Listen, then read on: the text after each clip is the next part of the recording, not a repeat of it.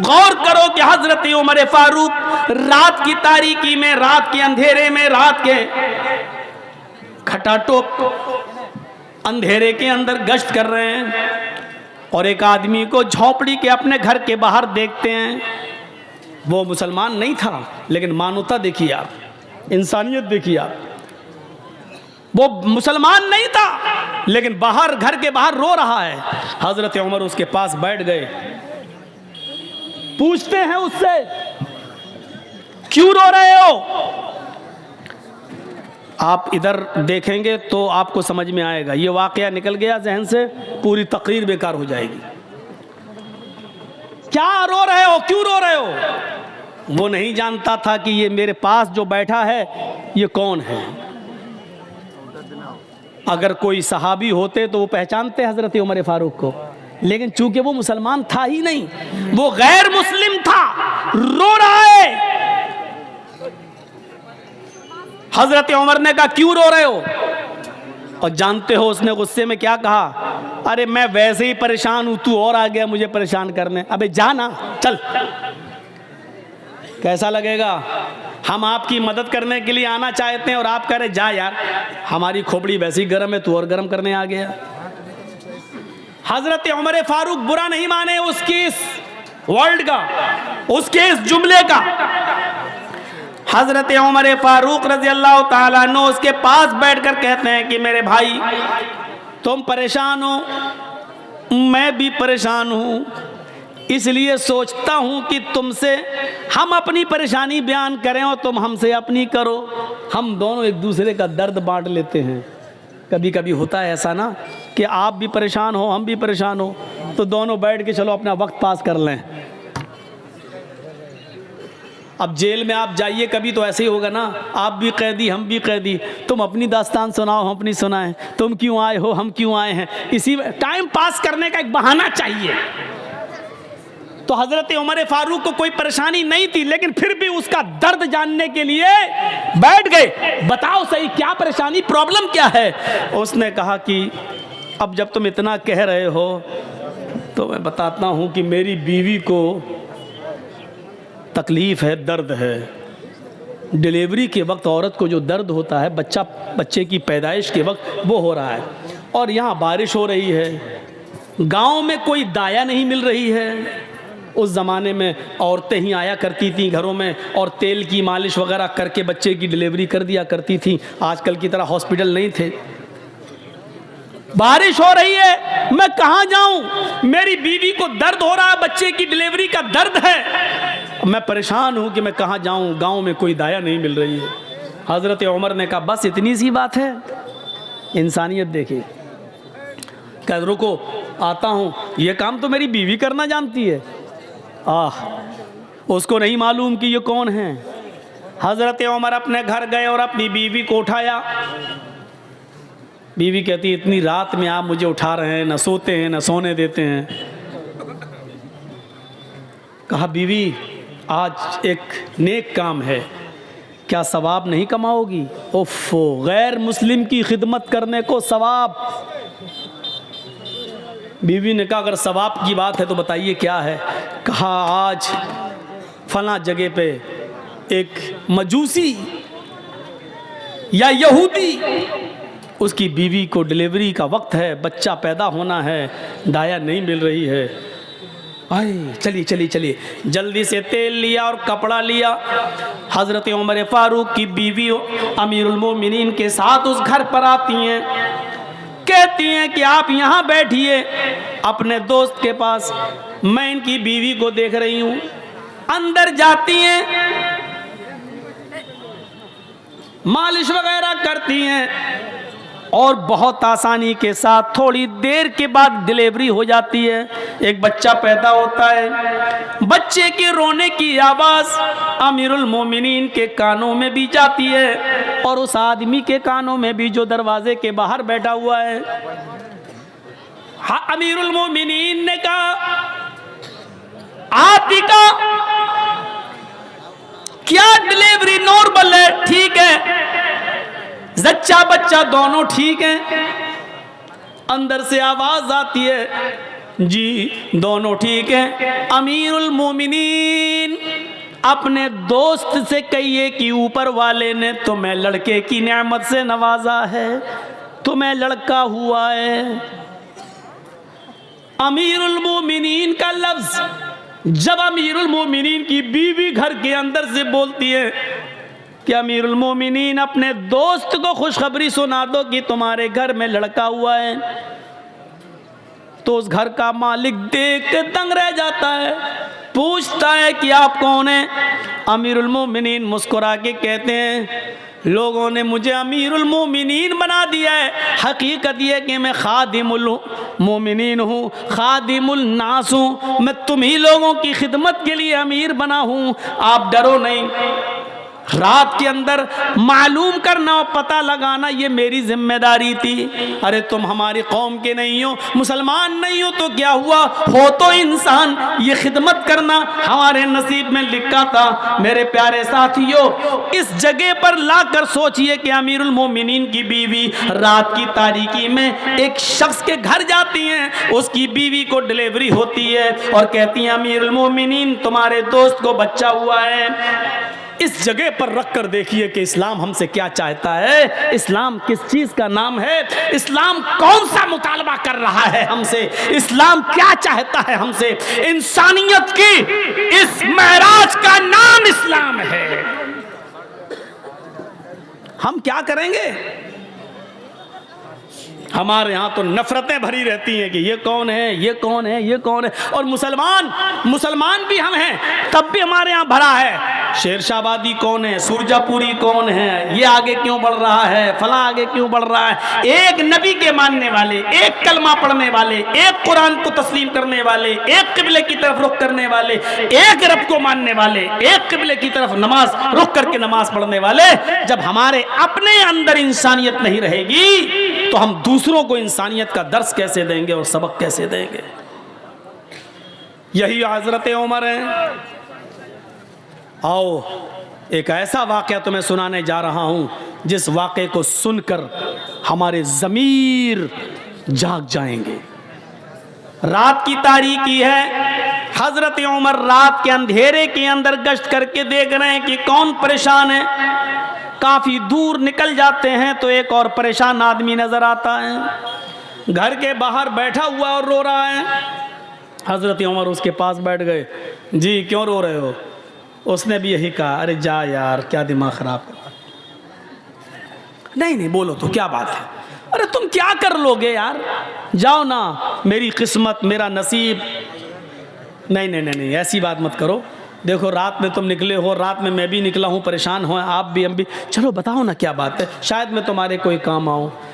रोने लगा और कहने लगा नहीं जानता कौन है। कहता है कि मेरे भाई जब तुमने एक रिश्ता जोड़ी लिया तो सुनो, मैं बहुत किस्मत का मारा हुआ इंसान हूँ। मैं इस झोंपड़ी के बाहर बैठा हुआ हूँ, अंदर मेरी बीवी रो रही है और इधर मैं रो रहा हूं। कहा क्यों, क्या बात है? कहा मेरी बीवी बहुत ही ज्यादा खूबसूरत है और मेरी गांव का एक बहुत मजबूत आदमी, पैसे में भी मजबूत है, असर और रसूख में भी मजबूत है और ताकतवर भी है। उसके आगे पीछे गुंडे भी रहते हैं। वो शख्स रात की तारीकी में आता है और मुझे मेरा कान पकड़कर घर से बाहर निकाल देता है। फिर वो मेरी बीवी के साथ जिना करता है, मेरी बीवी को मजबूर कर देता है गलत काम करने के लिए। नहीं तो वो मुझे और मेरी बीवी दोनों को मारने की धमकी देता है। मेरी बीवी डर जाती है और मारे डर के वो सब कुछ कर लेती है जो उसका ज़मीर उसको गवारा नहीं करता। ओह ये प्रॉब्लम है। अभी आया था, हाँ आया था और गलत काम करके चला भी गया। हजरत उमर ने कहा मेरे भाई सच बताओ अब वो कब आएगा? कहा वो एक दिन छोड़कर आता है, आज आया है, गलत काम करके चला गया है, अब वो कल नहीं आएगा, परसों आएगा। अमीरुल मोमिनीन की नजरें आसमान की तरफ उठी और दिल ही दिल में कहा इलाहल आलमीन, कितना लाचार बे अमीरुल मोमिनीन हो। मेरे दरबार खिलाफत में, मेरे दौरे खिलाफत में एक गैर मुस्लिम आदमी के ऊपर जुल्म हो रहा है और इस इलाके का मालिक मैं हूं। हजरत उमर फारूक का ये वाकया योगी और मोदी दोनों के लिए चैलेंज है।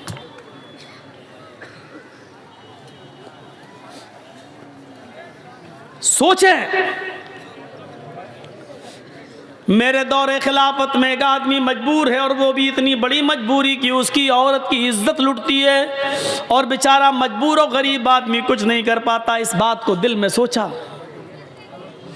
कहा कि सुनो, परसों जब वो आएगा तो 2-3 काम करना बस। कहा क्या? कहा अपनी बीवी से कहना कि जब वो आए और तुम्हारे साथ गलत काम करने का इरादा करे और आ ही जाए तो उससे कहना कि भाई अब तो हमारा और तुम्हारा मामला बहुत करीब हो ही गया है, तुम हमारे दिल में बैठ ही चुके हो और हम तुम्हारे दिल में, तो अब रोज़ाना नखरे दिखाने से क्या फ़ायदा। ऐसा करो कि ये काम तुम कर जब चाहो तब कर लिया करो, लेकिन रोशनी में मुझे अच्छा नहीं लगता है, रोशनी में मुझे मेरे पति की, मेरे शौहर की याद आती है, इसलिए चिराग बुझाकर ये गलत काम करो और मैं खुलकर तुम्हारा सपोर्ट करूंगी। इतना कहना, वो तुम्हारी बीवी की बातों में आ जाएगा और चिराग बुझा देगा, बकिया काम मैं संभाल लूंगा। वो कहने लगा, क्या मतलब है तुम्हारा, बकिया काम संभाल लूंगा, क्या मतलब? कहा तुम डरो नहीं, कुछ नहीं होगा, और अपनी बीवी से ये कह देना कि खाना बनाकर रखना। यार ये क्या मसला, खाने से इसका क्या ताल्लुक है? बस जो कह रहा हूं वो करना। अपनी बीवी को बोलना कि खाना बनाकर रखे और जब वो तुमसे गलत काम करने लगे तो चिराग बुझा देना, बस। एक दिन गुजर गया, वो नहीं आया, दूसरा दिन वो आता है, जिना की नीयत लेकर आता है, जिना के इरादे से आता है, जिना करने के लिए आता है। उस गरीब आदमी की झोपड़ी में घुसता है। हजरत उमर फारूक पहले से तलवार लेकर छिपे हुए हैं, घर के मालिक को भी पता नहीं कि अमीरुल मोमिनीन आ चुके हैं। इस आदमी के आने का इंतजार कर रहे हैं। जब रात पूरी तरीके से अंधेरे में छा जाती है तब ये शख्स अंदर जाता है, कान पकड़कर घर के मालिक को बाहर बिठाता है, चल बाहर, चल उधर चल, अंदर कर दी बाहर। खुद अंदर जाता है, चिराग जल रहा होता है। बीवी ने आज मुस्कुरा कर कहा, अब आपसे क्या पर्दा करूं, हमारा आपका मामला तो अब रोज़ का हो चुका है। सुनो, ऐसा करो भाई, अब तुम करते ही हो गलत काम तो खुल के करो, लेकिन चिराग बुझा दो, क्योंकि चिराग जलता है तो मुझे शौहर का प्यार याद आता है। मैं चाहती हूं कि अपने शौहर को भूल जाऊं और तुम्हारी आगोश में आ जाऊं। अंधेरा कर दो। बातों में आ गया, चिराग बुझा दिया। उधर हजरत उमर इस ताक में थे कि गलत काम होने ना पाए, क्योंकि मैं बचाने के लिए आया हूं। जैसे ही चिराग बुझता है, हजरत उमर फारूक उस झोंपड़ी के अंदर घुसते हैं। अब खतरा था कि तलवार अंधेरे में चलाएं तो ऐसा ना हो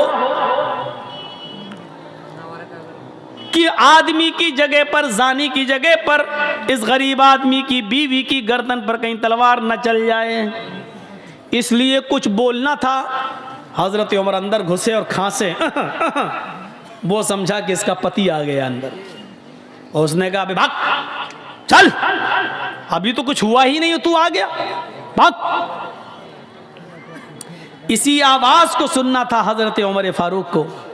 हजरत उमर फारूक ने देख लिया कि आवाज किस सिमत से आ रही है, उसी वक्त उसके सर को पकड़ लिया। जैसे ही उसके सर को पकड़ा और बाल पकड़ के खींचा तो उसके बाल भी लंबे लंबे थे। अब यह शक हुआ कि कहीं औरत के बाल तो नहीं है। अब वो उसको बार बार उसको बाल को झुमा रहे हैं, तो वो चीखता है, अबे क्या कर रहा है, अबे हट।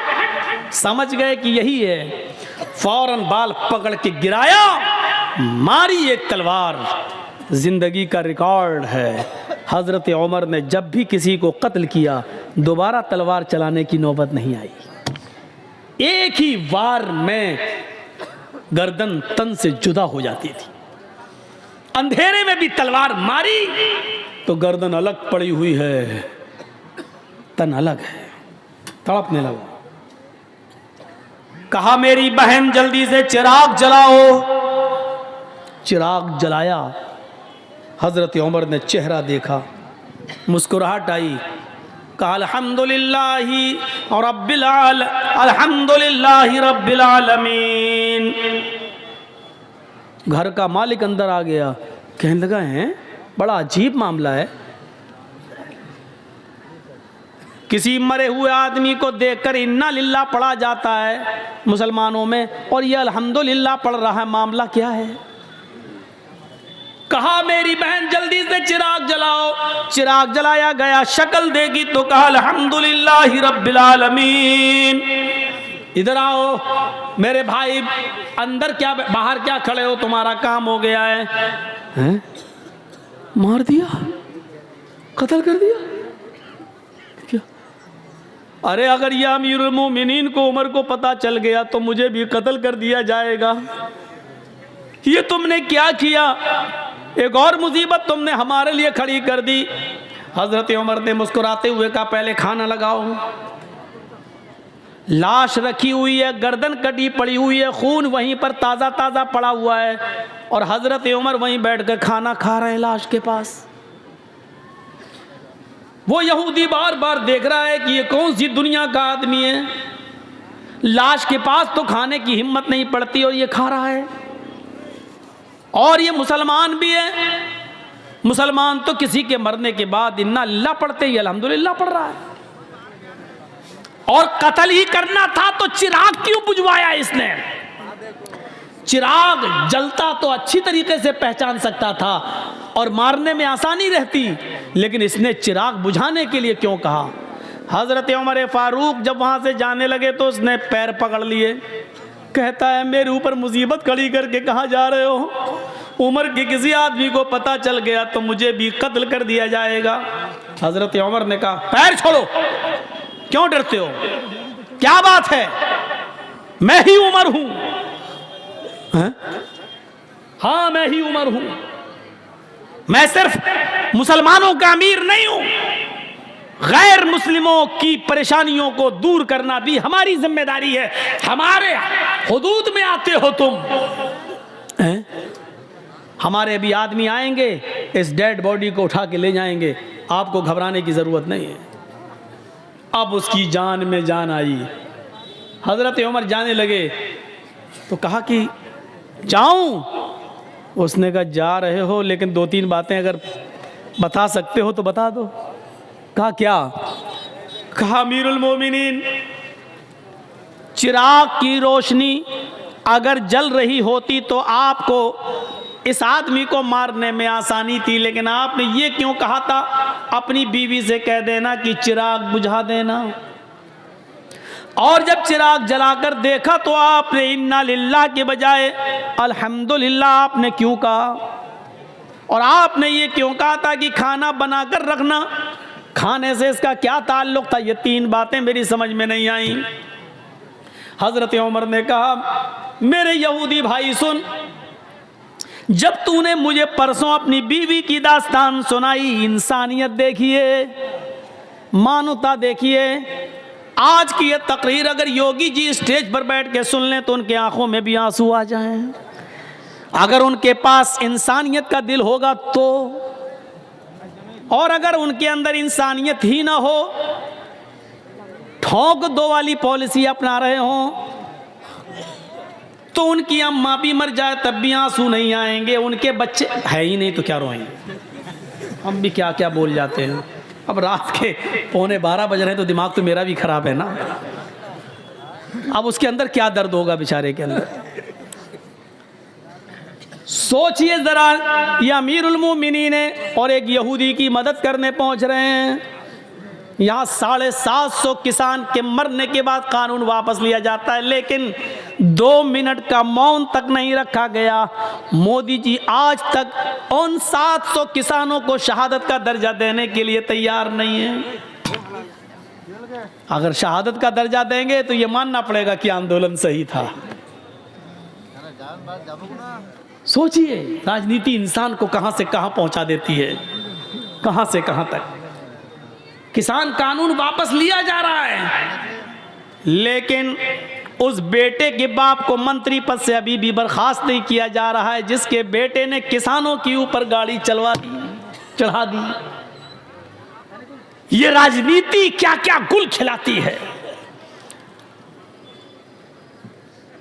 कहा परसों जब मैं आया था और तूने मुझे अपनी दास्तान सुनाई थी, तो उस दिन मैंने सोचा, तूने कहा कि बड़ा असर और रसूख वाला आदमी है, जान पहचान वाला आदमी है, पैसे वाला आदमी है। तो मैंने सोचा कि आए उमर, ये गलत काम करने वाला कहीं तेरा बेटा तो नहीं है, कहीं तेरे खानदान का कोई आदमी तो नहीं है। इतनी हिम्मत किसकी है जो मेरे दौरे खिलाफत में यहाँ आकर यह काम कर रहा है। तो मेरे दिल में ये ख्याल आया कि इतना गंदा काम मेरे दौरे खिलाफत में कोई मेरे खानदान का, मेरे घर का कोई आदमी तो नहीं कर रहा है। इसलिए मैंने कहा था चिराग बुझा देना। आए मेरे यहूदी भाई, जब मैं घर के अंदर घुसा चिराग बुझाने के लिए, इसलिए कहा था अगर चिराग जल रहा होता और ये आदमी या जिना करने वाला कोई और होता, मेरा करीबी रिश्तेदार होता, मेरा बेटा होता, और तेरे घर में जब मैं घुसता और चिराग जल रहा होता और मेरी नजर उसके ऊपर पड़ती और उसकी मेरे ऊपर पड़ती, तो हो सकता अपना बेटा समझकर, अपना बेटा अपने बेटे को देखकर, अपने भतीजे को देखकर, अपने खानदान के किसी रिश्तेदार को देखकर, हो सकता था कि मेरा गुस्सा ठंडा हो जाता और तलवार फिर मेरी उसकी गर्दन पर न चलती और फिर मैं तुझे मनाता कि कुछ ले दे के मामला रफा दफा कर लो। इसलिए मैंने चिराग बुझाने के लिए कह दिया था, ताकि न मैं शक्ल देखूंगा ना उसकी शक्ल मुझे दिखेगी, तो तलवार चलाने में आसानी होगी। फिर मैंने उसकी गर्दन पे तलवार चलाई और जब गर्दन मेरे हाथ में आ गई तन अलग, तो फिर मैंने तुम्हारी बीवी से कहा बहन जल्दी से चिराग जलाओ, इसलिए कि मैंने ये देखने की हिर्स थी, लालच था कि देखें मरने वाला मेरा रिश्तेदार तो नहीं है। जब चिराग जला और उसके सर पर मेरी नजर पड़ी तो मैंने अल्लाह का शुक्र अदा किया, इसलिए कि अल्हम्दुलिल्लाह मरने वाला मेरा खानदान का नहीं, मेरा रिश्तेदार नहीं, मेरा बेटा नहीं, मेरा भतीजा नहीं, मरने वाला भी गैर मुस्लिम है, तू भी गैर मुस्लिम है, ये गलत काम करने वाला भी गैर मुस्लिम है। इस पर मैंने अल्हम्दुलिल्लाह रब्बिल आलमीन पढ़ा। तमाम तारीफें अल्लाह के लिए हैं जिसने जो दोनों जहान का पालनहार है, इसलिए मैंने अल्हम्दुलिल्लाह पढ़ा है कि मरने वाला मेरे खानदान का नहीं है। उसने कहा अच्छा खाना बनाने के लिए क्यों कहा? कहा जब तूने परसों मुझे ये दास्तान सुनाई तो उसी दिन मैंने कसम खा ली, उमर तेरे दौरे खिलाफत में यह आदमी परेशान है और तू आराम से कैसे खाना खा सकता है, तू कैसे पानी पी सकता है, तू मौज मस्ती के साथ कैसे रह सकता है। आए उमर, उस वक्त तक तेरे ऊपर खाना हराम है जब तक कि उस आदमी के लिए खाने के लिए रास्ता हमवार न कर देगा, जब तक कि इस आदमी को मारकर और उस आदमी को नजात देकर जब तक मैं फारिग न हो जाऊं तब तक मैं खाना नहीं खाऊंगा। मैं परसों से भूखा हूं, कल दिन भर नहीं खाया, आज दिन भर नहीं खाया। जिंदा रहने के लिए मैंने 1-2 खजूरें खाई और पानी पिया। मेरे दिल में ये था कि जब तक तुझे इस मुसीबत से नजात न दिला दूं, तुम्हारे लिए खाने पीने का रास्ता हमवार न कर दूं। जब तुम चैन से नहीं खा पा रहे हो तो मैं चैन से कैसे खाऊं? जब तुम चैन से बैठ नहीं पा रहे हो तो मैं चैन से कैसे बैठूं? इसलिए मैंने खाना नहीं खाया था। अल्हम्दुलिल्लाह आज मैंने पेट भर के खाना खाया। एक आदमी की मुसीबत को अपनी मुसीबत समझना, उसके दर्द को अपना दर्द समझना, ये इस्लाम है। इन्नद्दीन इंदल्लाहिल इस्लाम, अल्लाह की दृष्टि में, अल्लाह की नजर में सबसे बेहतर दीन इस्लाम है। ये इंसानियत हमारे और आपके अंदर होनी चाहिए। वरना एक औरत कह देती थी रात के अंधेरे में, एक औरत रात के अंधेरे में, हजरत उमर ने देखा कि हांडी जल रही है। उस औरत के पतीली का ढक्कन खोल के देखा तो उसमें सिर्फ पानी गर्म हो रहा है और 2-3 पत्थर पड़े हुए हैं।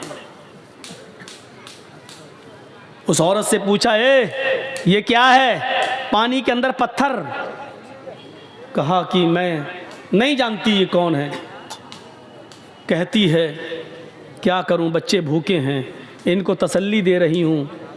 आग जलती रहेगी, हांडी पकती रहेगी, पत्थर उबलते रहेंगे और इन बच्चों को इंतज़ार में, हाँ मेरी माँ खाना बना रही है, नींद आ जाएगी और भूखे सो जाएगी। बच्चों को धोखा दे रही हो तो क्या करूं, मेरे पास जब कुछ है नहीं। तुमने अमीरुल मोमिनीन से क्यों नहीं कहा, उमर से क्यों नहीं कहा? उस औरत का जवाब देखो क्या है। कहती है मैं उमर के पास क्यों जाऊं कहने के लिए, क्यों जाऊं मैं? उमर अमीर है, लोगों का जिम्मेदार है। उमर की ड्यूटी है ये पता लगाना कि किसके घर में चूल्हा जल रहा है और किसके घर में चूल्हा नहीं जल रहा है। मेरे भाई तुम गवाह रहना, हजरत उमर से ही कह रही है, मेरे भाई तुम गवाह रहना, कल कयामत के दिन मैं उमर का गरीबान पकड़ूंगी। आज कोई योगी जी से कह दे देख लेंगे तुम्हें कयामत के दिन, या कुछ उल्टा सीधा एक जुमला बोल दे, जमानत नहीं होगी आपकी, राष्ट्रद्रोह का मुकदमा ठुक जाएगा। राष्ट्रद्रोह का एक तो ठोंक दो वाली भाषा और दूसरा मुकदमा। देखा ना डॉक्टर कफील के ऊपर कैसे कैसे मुकदमे चलाए थे, जिसने बच्चों की जान बचाई हो, अपने घर का ऑक्सीजन लेकर बच्चों की जान बचाई हो, उसके ऊपर राष्ट्रद्रोह का मुकदमा। हजरत उमर से कहा उसने, कयामत के दिन मैं उमर का गरीबान पकड़ूंगी। उमर बोले बहन उमर को क्या मालूम तुम्हारी हालत का? नहीं मालूम है तो मालूम करना चाहिए। ज्यादा पक्ष मत लो उमर का, ज्यादा पक्ष मत लो उमर का, चलो यहां से। हजरत उमर कहते हैं मेरी बहन तुम रुको, तुम बहन हो, मैं घर से कुछ इंतजाम करता हूँ। ये नहीं बताया कि मैं ही उमर हूँ। अंदर गए, दरबार खिलाफत में अपने गुलाम मसलम को जगाया, आटे की एक बोरी, घी वगैरह, अनाज वगैरह, और उस जमाने में जो फल फ्रूट जो अनाज चलता था उसकी एक थैली ली, एक पीठ पे लादी, तेलों की अपने हाथ में लिया और चलने लगे। उनका गुलाम कहता है अमीरुल मोमिनीन ये क्या कर रहे हैं? आप हमारे आका हैं, मैं आपका गुलाम हूँ, ये सारा बोझ उठाने के लिए मैं हूँ, आप नहीं।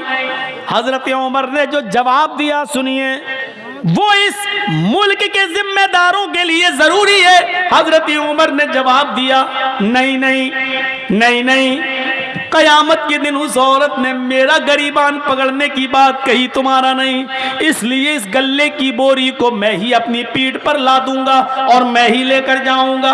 हजरत उमर उस गल्ले को लाद कर जाते हैं, अपने हाथ से आटा गूंथते हैं, अपने हाथ से सालन तैयार करते हैं, अपने हाथ से बच्चों को खाना खिलाते हैं, फिर उस औरत से कहते हैं बच्चों की माँ बहन तुम भी खाना खा लो। फिर उस औरत ने खाना खाया। जब हजरत उमर फारूक ने उन सबको खाना खिला दिया और वहां से जब आने लगे तो उस औरत ने पीछे से दामन पकड़ के कहा लोग कितने बेवकूफ हैं जो उमर को खलीफा बना देते हैं। उमर के अंदर खलीफा होने वाली कोई चीज नहीं पाई गई। अरे खलीफा बनने के लायक तो आप हैं, अमीरुल मोमिनीन तो बनने के लायक आप हैं। आप रात में उठते हैं और गरीबों की देख रेख करते हैं। आपने हमारे बच्चों का पेट पाला, अल्लाह आपका पेट आपके बच्चों को आबाद रखे। हजरत उमर फारूक रोने लगे। उस औरत ने कहा तो आपने मुझे बहन कहा है और आप रो रहे हैं। आपने मेरे घर में खुशियां दी हैं, बच्चों को खिलाया है और मेरी वजह से आपकी आंखों में आंसू। कहा नहीं मेरी बहन, तेरी वजह से आंसू नहीं, आंसू तो इन जुमलों से आए हैं कि तूने कहा कयामत के दिन में उमर का गरीबान पकड़ूंगी। मेरी बहन मैं तुझे कैसे बताऊं कि मैं ही उमर हूं, अमीरुल मोमिनीन मैं ही हूं, और ये मेरी गलती है कि अब तक तेरे घर की खबरगिरी मैं नहीं कर सका। मेरी बहन कयामत के दिन अब मेरा गरीबान मत पकड़ना।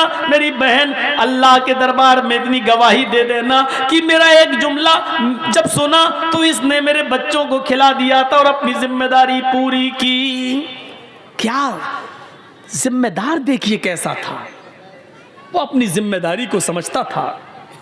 हम अपनी जिम्मेदारी नहीं समझते हैं, अपना हो या पराया हर एक की खिदमत करना ये इस्लाम कहलाता है।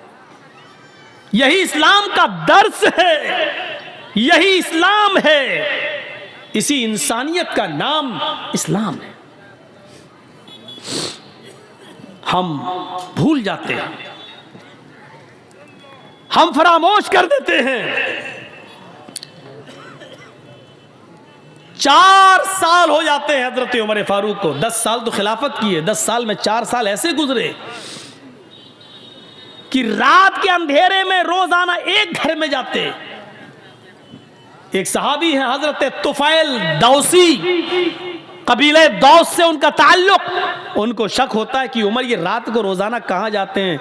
पूछ पूछ के थक गए, लेकिन हजरत उमर ने नहीं बताया कि मैं रात को कहां जाता हूं। एक दिन तुफैल दौसी को तजस्सुस सूझ गया, देखें कहां जाता है उमर। रात की तारीकी में, रात के अंधेरे में जासूसी करने लगे। हजरत उमर आगे आगे जा रहे हैं, तुफैल दौसी पीछे पीछे पेड़ से छुप छुप के कि उमर मुझे देख न लें। हजरत उमर दाएं बाएं देख रहे हैं, लेकिन इनको पीछे का कोई आदमी दिखाई नहीं दे रहा है। चल दिए 4-5 मील दूर एक बियाबान आबादी में, आज बियाबान जगह आ जाते हैं। 5-6 झोपड़ियों के अलावा वहां कुछ नहीं है। एक झोपड़ी में चिराग जल रहा था। हजरत उमर फारूक ने दाएं बाएं देखा कि मुझे कोई नहीं देख रहा, उस झोपड़ी के अंदर घुस जाते हैं। तो फैल दौसी को शक हो गया कि उमर इतनी रात में इस झोपड़ी में क्या करने गया। इंसान की फितरत है, रात के अंधेरे में आप भी अगर दाएं बाएं देखें और कोई ना आपको देख रहा हो, चुपके से आप किसी घर में घुस जाएं, वो भी रात के अंधेरे में, तो मेरे दिल में तो तरह तरह के ख्यालात उठेंगे ही कि आप क्यों गए, इतनी रात में क्यों जा रहे हैं। तो फैल दौसी कहते हैं कि मैं उमर के निकलने का इंतजार करने लगा कि इतनी रात में उमर इस घर में क्या करता है और रोजाना आता है क्या करता है। काफी देर के बाद उस झोंपड़ी से जब हजरत उमर निकले और सीधे चले गए, तो फैल दौसी ने कहा जा रहे हैं जाने दो, मैं झोंपड़ी में जाके देखूं कि इसमें क्या है। हजरत तुफैल जब उस झोंपड़ी में घुसते हैं तो क्या देखते हैं कि एक कोने में चिराग जल रहा है। उस चिराग के पास खजूर के पत्तों की बनी हुई एक चटाई बिछी हुई है। उस चटाई के ऊपर कोई लेटा हुआ है। करीब गए तो पता चलता है कि एक औरत है, और करीब जाते हैं तो पता चलता है कि वो बूढ़ी औरत है। और करीब गए तो क्या देखते हैं कि वो तो आंखों से अंधी है, दांत उसके मुंह में नहीं है और हाथों से कोड़ी और पैरों से लंगड़ी है। हजरत तुफैल उसके पास बैठ जाते हैं, कहते हैं माँ। उसने कहा जी क्या मैं तुमसे कुछ पूछना चाहूं तुम बताओगी। उसने कहा बोलो बेटा। कहा ये आदमी जो तुम्हारे पास आया है और अभी अभी यहां से गया है, ये कौन है, क्या तुम इसको जानती हो, क्या तुमने कभी इसको देखा है। कहा नहीं, मैं आंखों से अंधी हूं, मैं क्यों मैं कैसे देख सकती हूं। कहा मां मुझे जल्दी बताओ कि ये आदमी यहाँ आता है तो कम से कम तुम्हें बताया तो होगा कि मैं कौन हूँ। कहा नहीं मेरे बेटे, ये आदमी यहाँ 4 साल से बराबर कंटिन्यू आता है, चाहे कितनी बारिश हो, चाहे कितनी आंधी हो, चाहे कितना तूफान हो, चाहे कुछ भी हो, लेकिन ये यहाँ ज़रूर आता है। लेकिन 4 साल से आज तक इसने मुझे अपना नाम नहीं बताया। यहाँ तो 100 रुपये मदरसे में चंदा देते हैं तो नाम के साथ देते हैं कि फलां साहब ने दिया है। ऐलान करो मौलाना साहब, 1000 रुपये चंदा देते हैं तो उसमें भी हमें शोहरत चाहिए, फलां ने दिया। और यहाँ बैठे रहते हैं कंपटीशन में, मेरा दुश्मन कितना दे रहा है, अगर उसने 1 दिया तो उसको दिखाने के लिए हम 1200 देंगे, हम 1500 देंगे। ये कंपटीशन है हमारे यहाँ। सब नेकी बेकार। ये सिस्टम ही पहली बात तो हमें गलत लगता है कि लाइए मौलाना साहब ये 100 रुपये लीजिए, मेरे अब्बू के लिए दुआ कर दिए, अल्लाह उनको जन्नत दे। अरे आप मदरसे को चंदा दीजिए, आप दिल में नियत कर लीजिए कि मैं अपने बाप की तरफ से दे रहा हूं, आपको सवाब मिलेगा। मौलाना साहब से नाम ले लेकर क्यों दुआ करवा रहे हो? जर्जी साहब को अपने बाप को सवाब पहुंचाना है, जर्जी साहब 1000 रुपया देंगे, दिल में नियत है मैं अपने बाप की तरफ से दे रहा हूं, बाप को सवाब मिलेगा। 20 साल हो गई तकीना करते करते, यही बताते बताते, लेकिन नहीं बदली जा रही ये बात। नहीं, वही धुर्रा चला आ रहा है, उसी पे हम चल रहे हैं।